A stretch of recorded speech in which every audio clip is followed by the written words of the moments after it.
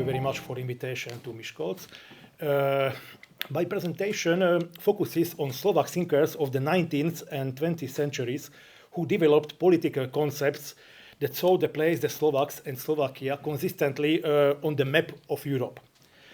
The achievement of Slovak state autonomy, then federation, then independent statehood was the main aim for Slovak policy during 200 years. And Slovaks achieved this statehood, this independent and democratic statehood only in 1992. The concept of Europe was mainly understood in the broad sense of the western and central parts of Europe. These thinkers, selected by me, therefore wanted to link the fate of Slovakia to this entity, European entity, because they saw the political future and modernization alternative only in it. But this aspiration was not always dominant in Slovak public thinking. Although the Slovaks are a Central European nation, naturally, whose everyday image was shaped by factors such as Rome-centric Christianity, the German-inspired Reformation, and later the French-born Enlightenment. Strong alternative ideas also influenced the birth of modern Slovak nationalism and modern Slovak policy in the early 19th century. The Slovak national ideology of the first half of the 19th century was deeply rooted in a pan-Slavic ideology, which had a strong Eastern Russophile pro-Russian vector. Although pan-Slavism was born under the influence of German pan-Germanism, majority of Slovak Protestant intellectuals studied in Germany. In Germany, in Weimar, in Halle, in the time of Goethe, in the time of the born of German nationalism. Inspiration is from here. Inspiration for pan-Slavism is from here, from Germany. And its first pioneers were the first pioneers of pan-Slavism, on the Slavic solidarity among the Western Slavic nations were Slovak Lutheran students from German universities. At the same time, this turn also led to a kind of Western skepticism and anti-Western criticism. The traditional Slovak national conservatism played also important role in this process, despite on its Western Christian, Catholic and Protestant origins. Many Slovak thinkers, fearing national death in the old Hungarian kingdom, developed an idealization of Tsarist Russia and a strong love of Serbia. Serbs represented the main symbol of heroes in Slovak romantic literature, for example. Serbs and sometimes the heroes from Poland. The typical hero in the Slovak romantic literature is a Serb, and limited from the Polish people. Just a moment. All rationalist and Western ideas had less emotional appeal. All this in a context in which Slovaks had always lived within the Central European framework before 1945. My chapter or my presentation deals with the portraits of main Slovak thinkers who opposite this Eastern and Russophile vector of Slovak thinking, and theoretically they preferred a Western or Central European orientation for Slovaks.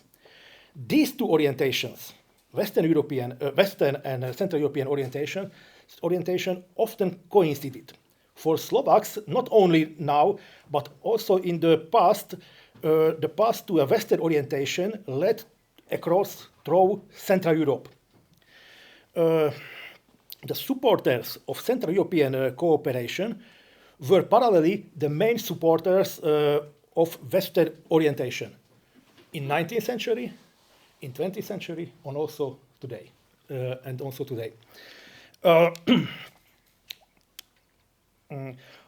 Moreover, the Slovak geographical self-image includes not only mountains, Tatra, Fatra, etc., but also the Danube region.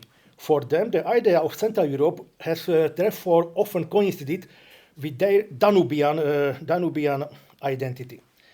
The activities of the four historical figures selected by me here span around 100 years.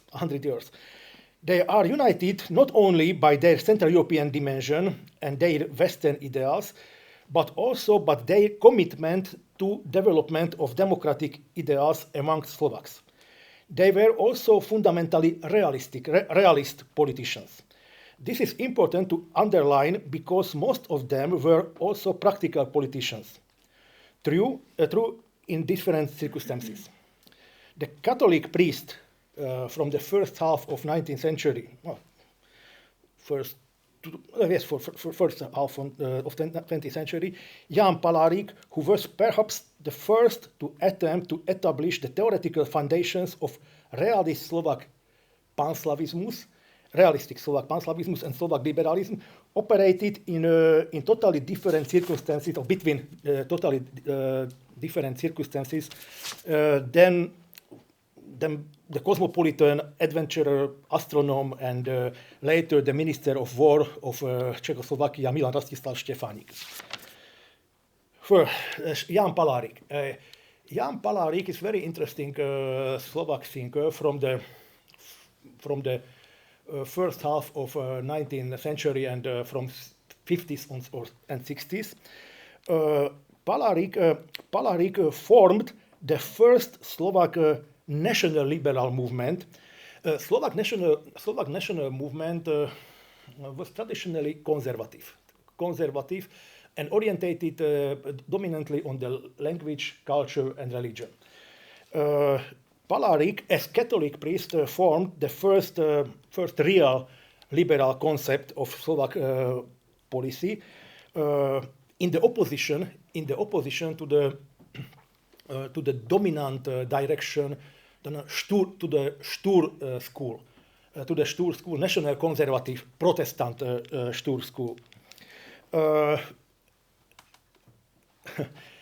Palarik was also the maybe second or first or second supporter of the Polish orientation in the Slovak movement, because the Slovak national movement in the first half of 19th century was more or less traditionally pro-Russian, Russophile. Palarik was the first or second opponent of this direction. The conflict between the Russians and Polish movement was also a problem for Slovak policy, as today the conflict between Ukraine and Russia. What about Palarik? Palarik declared the new concept of Slovak democratic panslavism. We can distinguish three concepts of panslavismus in 19th century. The first concept was the concept of Jan Kollár, poet from Pest, from Budapest, more or less from Budapest, from the Axper, but this time was not the Axper. Kollár's concept was the concept of cultural panslavismus, cultural and spiritual cooperation between the Slavonic nations. The second very important concept of panslavismus was the concept of Ludovic Stur. Ludovic Stur is the Slovak Kossuth, Széchenyi together. The main Stur was the main representative of the Slovak national movement. Stur was originally a supporter of Austro-Slavistic concept, but after 1849, he removed from this position to the Russophile pro-Tsarist panslavism. I think in the second in the second half of 19th century, the Russophile pro-Russian pan-Slavismus was the most strong concept, ideological concept in the Slovak inside the Slovak movement. Jan Palarik criticized this pan-Slavismus, and he supported the Slovak democratic pan-Slavismus. This pan-Slavismus accepted the Central European Habsburg state framework, and preferred the intensive and gradual cooperation between the liberal and democratic Slavonic national movements inside the Habsburg monarchy. Palarik hoped, in the long perspective, he hoped in the gradual Slavonic transformation of Habsburg monarchy, maybe with Habsburgs, maybe together with Habsburgs. He hoped in the gradual,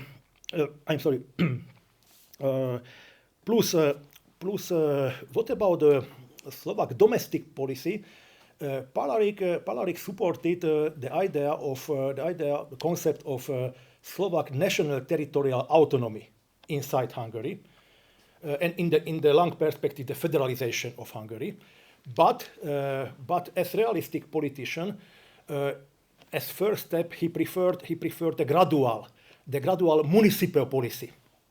We have to, he declared, we as Slovaks, we have to achieve firstly the position inside the committees, inside the counties, inside the Hungarian counties. Later we will create the Slovak, the union of Slovak comitatus inside the old Hungary or inside the Habsburg monarchy. It's two different framework, Hungary and Habsburg monarchy. Yes. What about the second person presented in my chapter, or in my presentation? I think Milan Rastislav Štefánik was the most interesting Slovak politician, Slovak thinkers, and Slovak adventurer in the early 20th century. Štefánik was born in Slovakia, in the Slovak region of the old Hungary, but he moved to France before the First World War, and Štefánik became the French citizen. Became the French citizen before the First World War. Before the First World War, he started this war as pilot of French army. He formerly, as scientist, he had very good contacts inside the French policy and inside the French scientific life, policy and diplomacy. I think he several times he has diplomatic missions from French diplomacy, but before the First World War. During this First World War, Štefánik, as Slovak Protestant, supported the Czechoslovak independent action, led by Professor Masaryk. In this triumvirate, Masaryk, Beneš, and Štefánik, Štefánik worked as Minister of War. Not defense, Minister of War, because the Czechoslovak emigration had two ministers. One Minister of Defense in the Czechoslovakia, and one Minister of War in Siberia, and in France. No, Štefánik was originally he was a Western-oriented people. He was very Western-oriented people with men with very good contacts inside the French elite. But his girlfriend was one Italian marquise with connections to the dynasty of Savoy. In the end of the First World War, maybe he had two orientations. He represented two orientations, two parallel orientations inside the Czechoslovak policy, the pro-France policy orientation and pro-Italian. I think it was problem for his two orientations in this hectic time. It is problem for politicians. What about Stefanik's political opinion? Stefanik was the most conservative member of the Czechoslovak emigration. More or less, Masaryk and Beneš supported the democracy and the republican ideal. Stefanik was not aristocrat. Stefanik was the son of the Protestant pastor. This is typical origin in the Slovak for Slovak national movement. But Stefanik was a monarchist. He was theoretical monarchist. He supported the idea of the in the last months of the First World, the Savoya dynasty in the Czechoslovakia, more or less.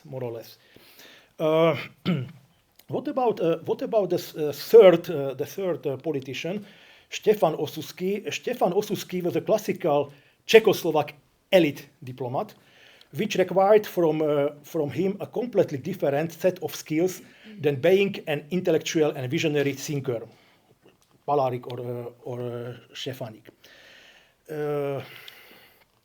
Osuski was born in the old Hungary, but before the First World War, he removed from Hungary to USA.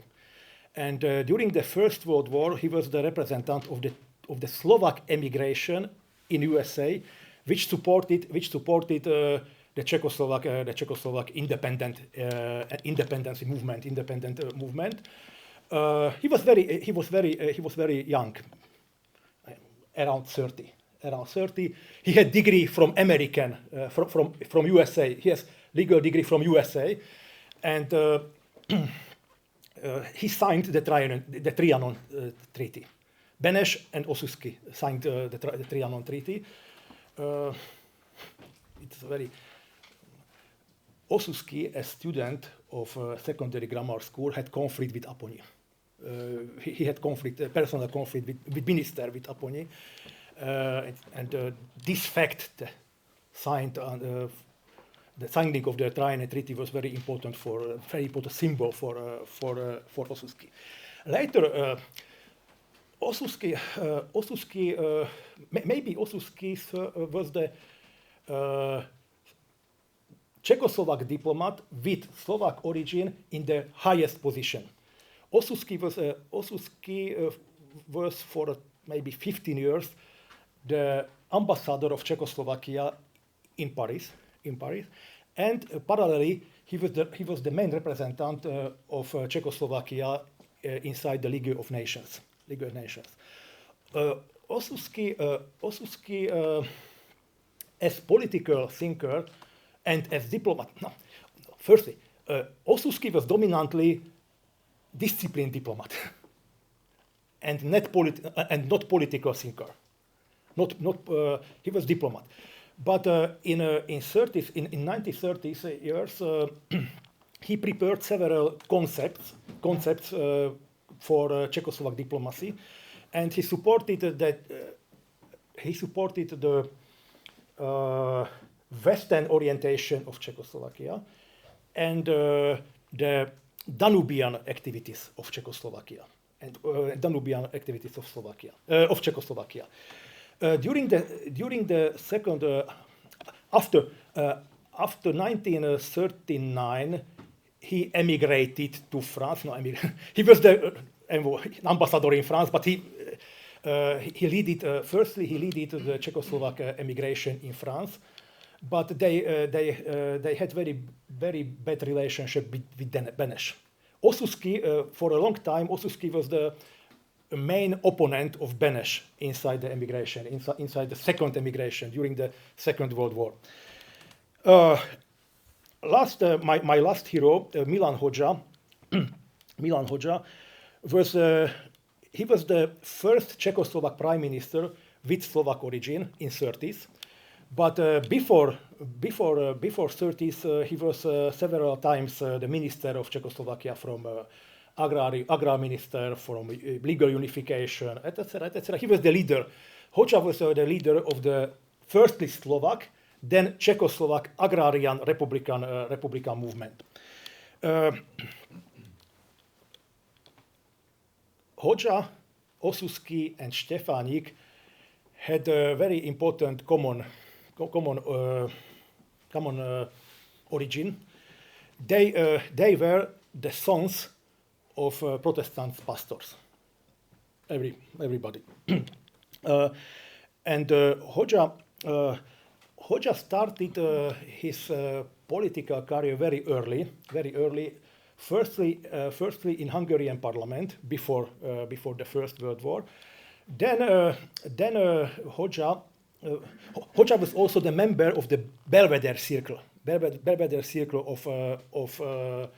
of Franz Ferdinand.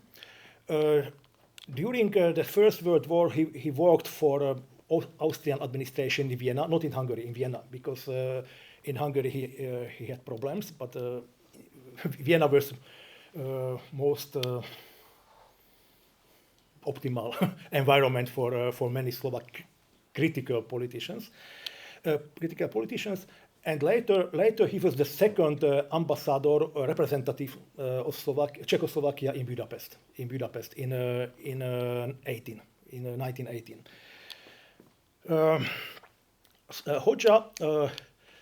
Hoxha was parallelly the democratic politician, realistic democratic politician, and he always preferred the cooperation of Central European countries between Germany and Russia.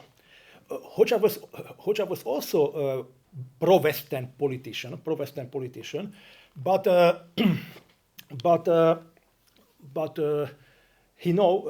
for Hoxha the two biggest enemy for Czechoslovakia was the Nazi Germany and Soviet Union. He was anti-Nazi politician and parallelly the anti-Bolshevik politician. As prime minister of Czechoslovakia, he supported the Zollverein in the Danubian region. He supported the cooperation of the Central European countries in the Danubian region as alternative to the growing German influence and to the Soviet dangerous from the Soviet Union. During the Second World War, Hoxha emigrated to France, then to London, but Beneš eliminated the Hoxha's influence in London, and later he removed to USA, and in USA he prepared, I think, the most famous concept of his concept, the federation in Central Europe. This concept, federation in Central Europe, we can read this book in English, in Slovak, and also in Hungarian language.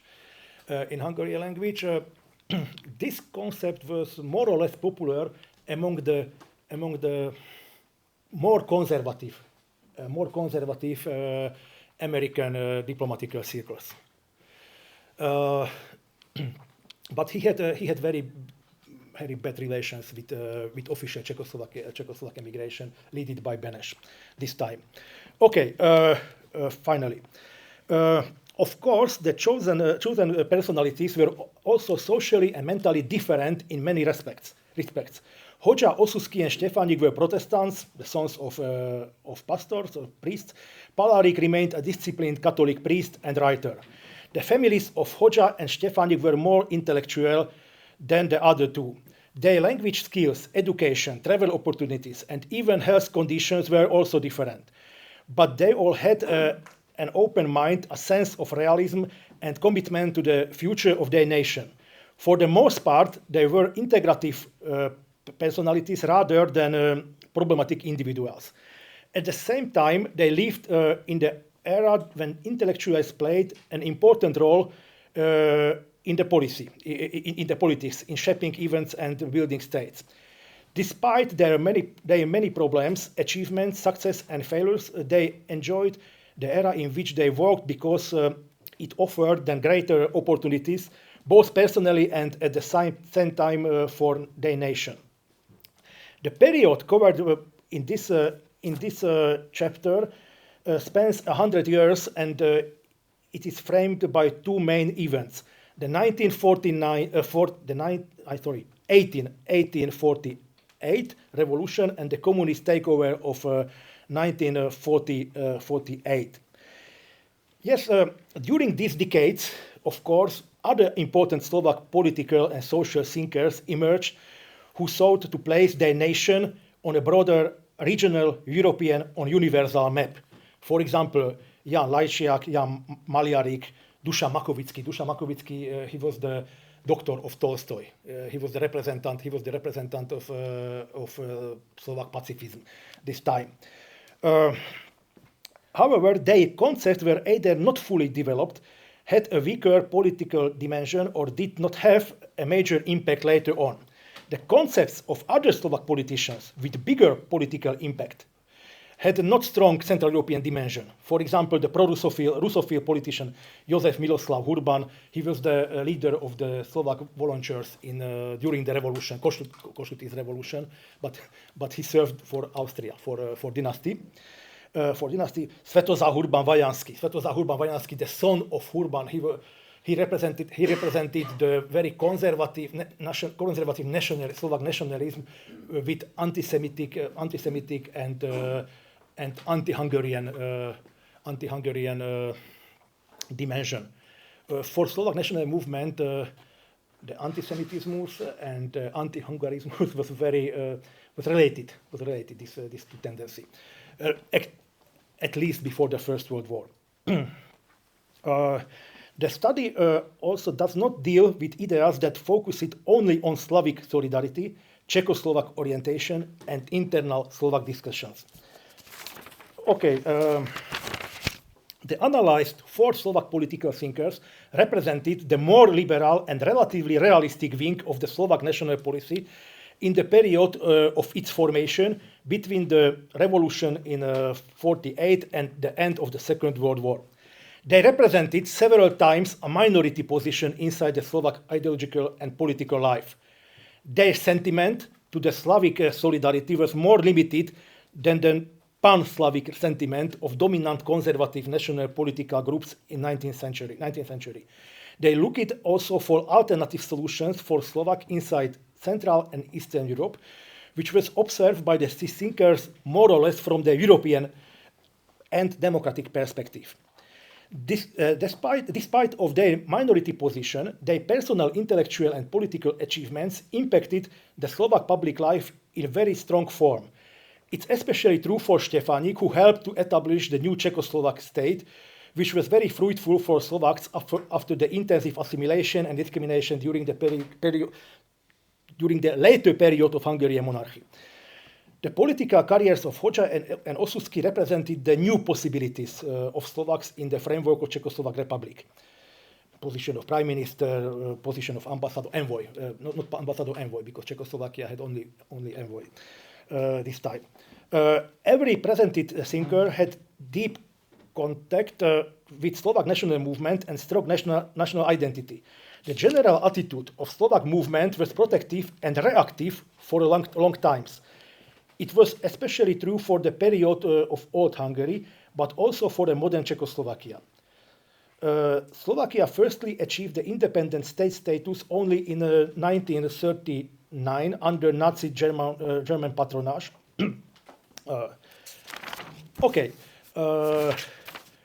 Last two sentences. Palárik, Štefánik, Osusky, and Hoxha supported rather the existence of Slovaks inside the bigger and more democratic state frameworks, but with in the state frameworks with constitutional and democratic political system. For example, the liberal and federalized Hungary, or later democratic Czechoslovakia. This form of political system is usually better for minority groups and smaller nations then autocracy and dictatorships. Majority of analyzed authors had also experience from emigration abroad, with exception of Palaric. This fact is important for the understanding of their positions and more than open opinions. Despite on these facts, they played a very important role in the process of Slovak national and political emancipation in the last centuries, in the last one and a half centuries. They helped to prepare Slovakia for independence, for independent existence and democratic existence several decades later. This is a reason for their popularity after 1989. Thank you very much, and excuse me for a long presentation.